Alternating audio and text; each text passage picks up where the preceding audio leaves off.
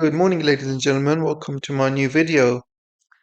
So it looks like China has stopped buying soybeans from United States, and total order so far this year from China has reached zero, absolutely zero, guys, and it's totally freaking out all the farmers in United States and freaking out Trump as well.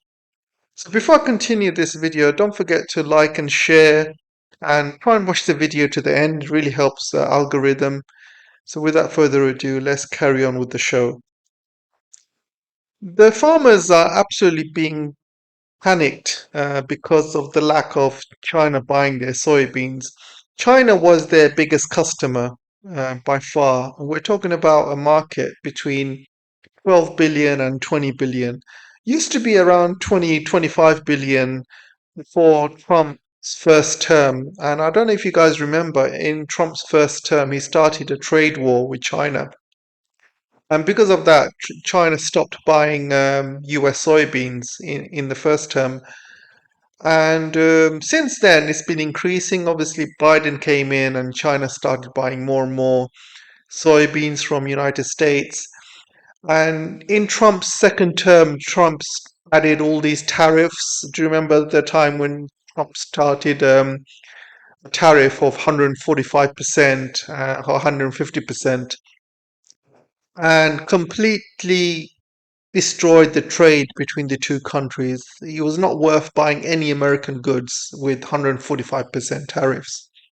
And he also put off a lot of businesses in China as well, because buying from United States is not a stable environment to buy products from. You don't know when Trump's going to wake up one day and he's going to add the tariffs 150%, 160%, or he's going to turn back the clock and, go back.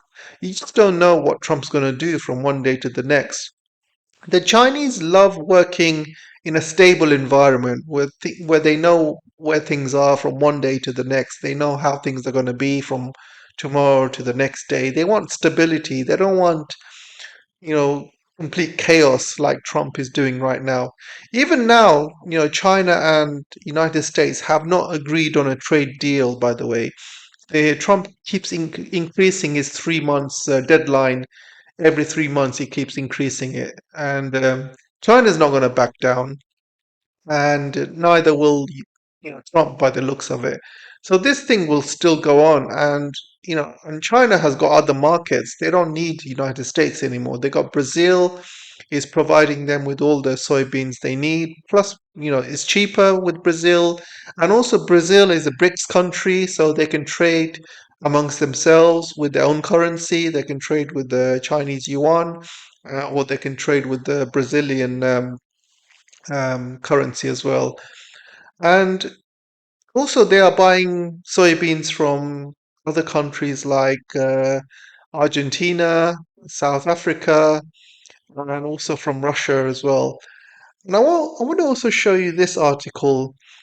Even China is increasing its soybean output every single year. From 2020 to 2024, output has reached 20.65 million tons, which increased up to 4% in only 4 years. From 2020 to 2024, the self-sufficiency of output has gone up by 4%. This will keep going up, by the way, because China has realized United States is not a stable partner. Before Trump's first term, China was happy to buy soybeans as much as America need, as much as America can sell them soybeans, and they were happy to buy.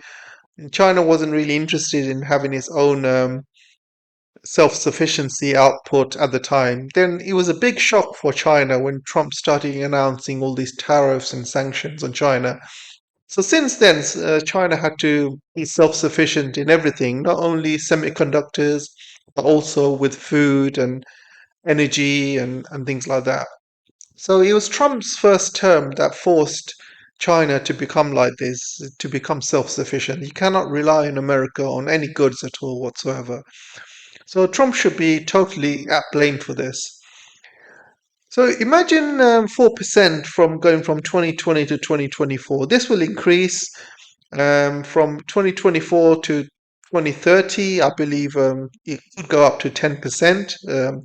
And mainly because China has been building a north or the south to north water diversion, which means they are transferring lots of water from the south of China into the northern parts of China. The north part of China has been always very dry, and that's where all the deserts are. And the deserts have been growing in the 50s, 60s, 70s, and 80s. But China has been making lots of inroads, greening those lands. And in order to green those lands more, they obviously need more water.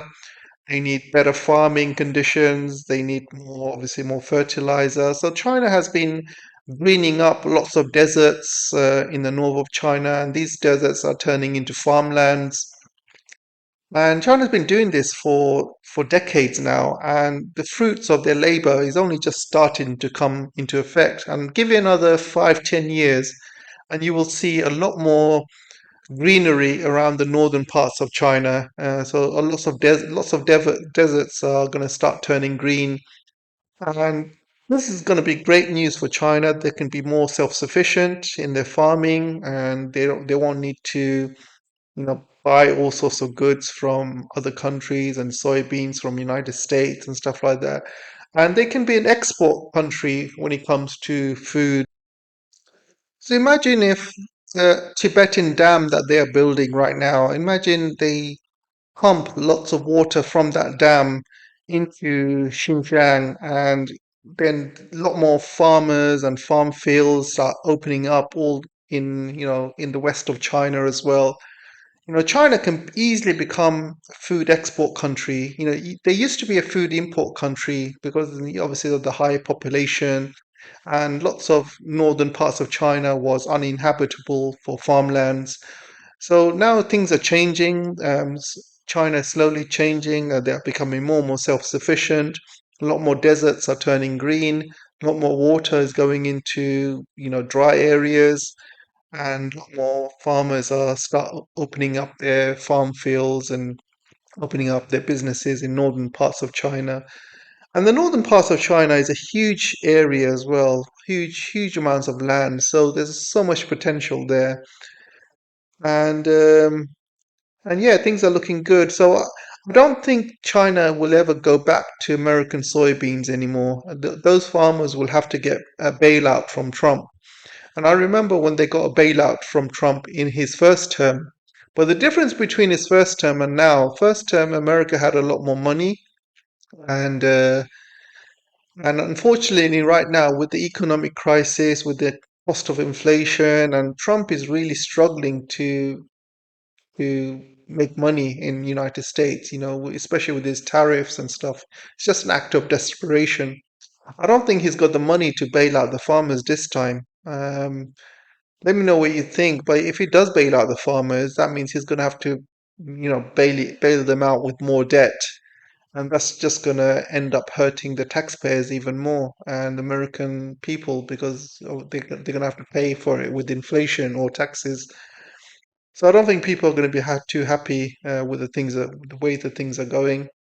Let me know what you guys think, and I'll see you in the next video. Take care for now.